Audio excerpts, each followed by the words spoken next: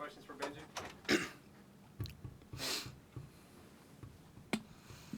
Benji, I know it probably wasn't easy last week. What was the mood of the team, in the wake of the news about Coach Pry, and what is it like now moving into a second week? Yeah, for me personally, when I heard the news, I was sad.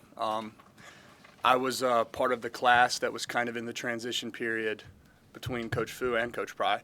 So Coach Pry came in.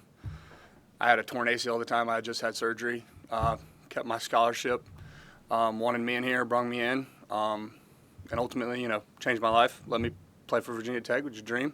So love Coach Pry. The team loves him. It was sad, but, as the weeks moved on, you kind of have to take a grown man approach to it. I reached out to him. He texted me back, just kind of letting him know,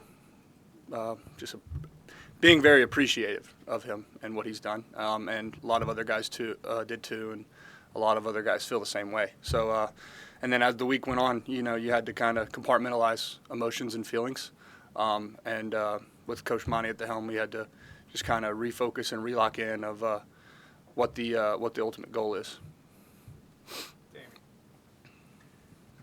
Kelvin told us on last Saturday after the game that when the announcement was made and you guys met, he walked over to the door at the Merriman Center and said, "Hey, here's the door if you don't want to be here."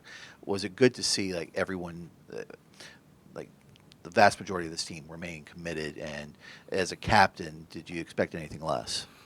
Yes, it was good to see that, but it wasn't surprising because I know the kind of team we have. We're very mature.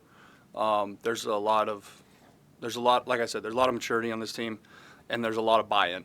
We've put in too much to kind of walk out now, and as a captain, no, I'm not surprised because I think Coach Monty hit on it earlier, the leadership, and it's not just captains. We have a leadership council, and even if you're not in that, freshmen are vocal, sophomores are vocal, juniors, you don't have to have a C on your chest or have to be a part of a group to be a leader on this team, and everyone's kind of bought into that, and everyone knows the importance of it. David, too.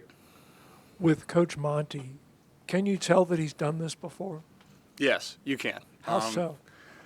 He's just very he don't really skip a beat on his coordinating offensive coordinator job and what he says in front of the team. It's always kind of the same message. It's very consistent. He doesn't feel like he has to change who he is, and he doesn't. He's very passionate. He loves what he does. The team's bought into him. They know what he can do. They know the success he's had.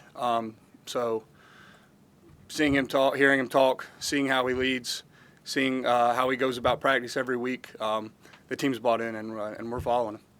How has he approached things? It's got to be difficult for him, too, because he faces uncertainty, but now he's tasked with leading this group. How has he kind of gone about it? Yeah, it's kind of it's very impressive, honestly. Like you said, there's uncertainty after the season. He calls plays, and now he has to lead a lot more people. It's very grown in the way he does it. It's very mature. But like you said, I think someone asked the question earlier if it was like riding a bike. I think it is for him. He's very good at it. He just, like I said, he doesn't skip a beat.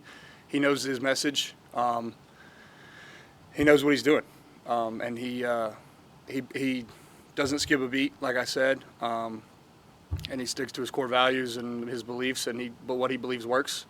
And like I said, we're following it, and we believe him too because of just kind of what we've seen out of him as players and the work he puts in the facility and on the field.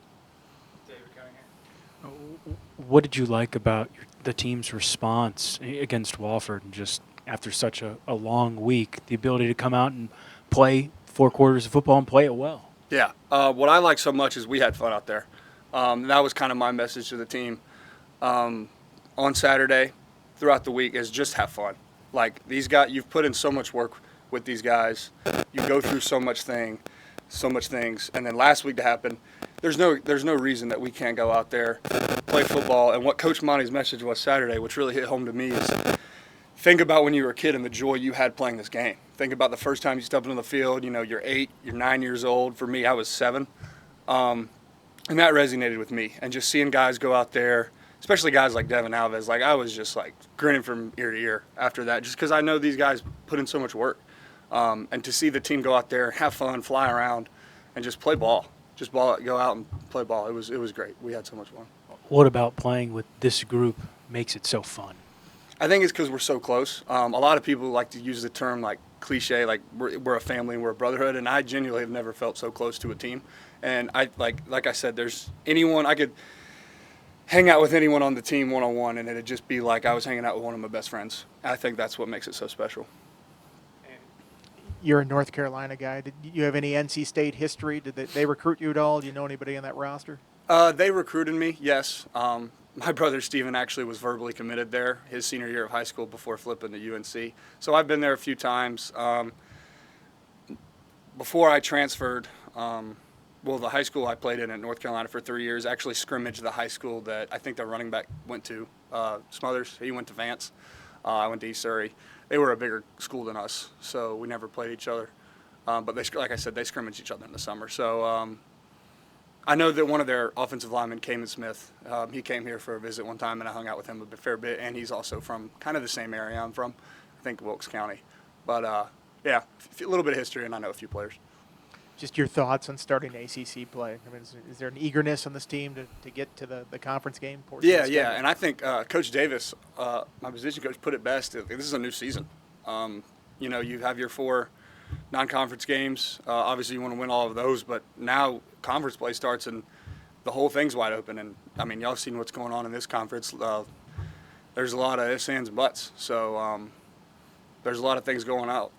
There's a lot of things going up for grab, and we have to come together, stay together, and yes, there is an eagerness to start ACC play because it's a whole new season. Let's take a couple on Zoom. On Zoom, we have a couple minutes for questions for Benji. Any questions on Zoom for Benji? All right, Travis. All right, Damien. Benji, you look at the fourth quarter against ODU and then last week against Wofford, the offense I think started to get into a rhythm.